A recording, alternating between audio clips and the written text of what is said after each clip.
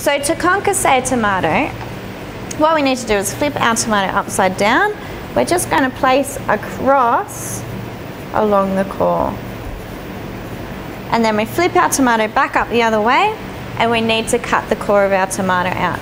Now the reason why we use a paring knife rather than a cook's knife is it's much harder to have control over our knife to cut that core out.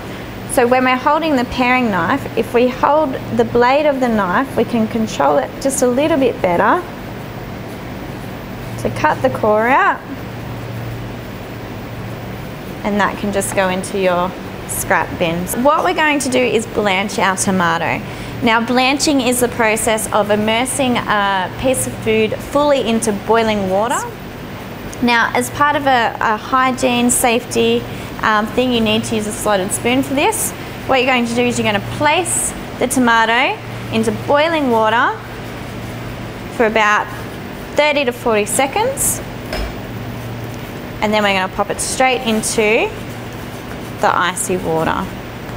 Now we can blanch other vegetables. It doesn't just have to be tomatoes.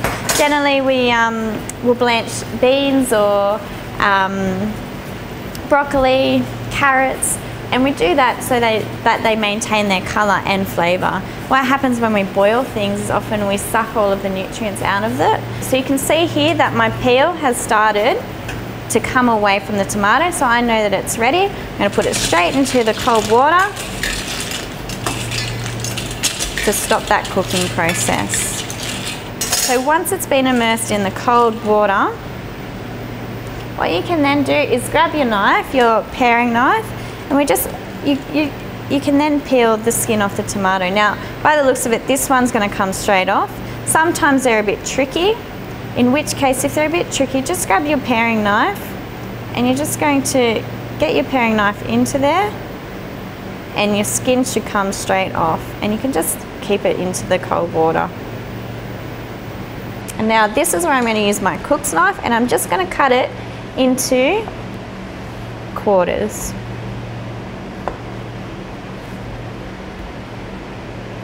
Now, what will happen if you overcook your tomato is going to lose a lot of this lovely red colour from the outside. So generally, for a tomato to be cooked properly, you still want it to maintain that vibrant red. If it's gone really mushy and if it's really hard to work with, then you know that you've overcooked your tomato. Once we've cut it into quarters, the next thing we need to do is remove what we call the eyes of the tomato, which is also known as the seeds, okay? So there's lovely little seeds in here.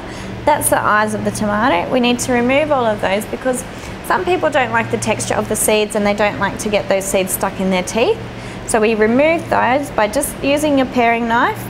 You can just chop the seeds out, cutting, and they can just go back into your cold water. Another way that you can do it is using this lovely little tool here, which is called a parasini scoop. And essentially what we're doing is we just cut into the tomato and we just scoop out the seeds like so. So you can do it either way. You can use the parasini scoop or you can use the knife, whatever you would prefer. Then what you can do is just rinse them in that cold water to get rid of any of those seeds.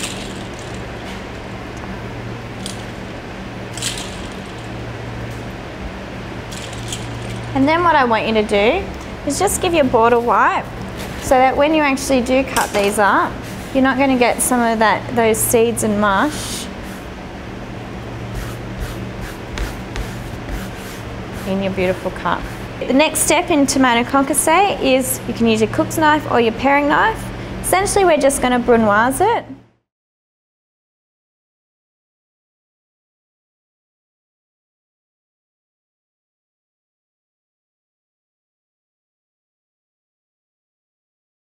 Should have these beautiful lovely little cubes of tomato without your seeds, and that is how you do a tomato concasse.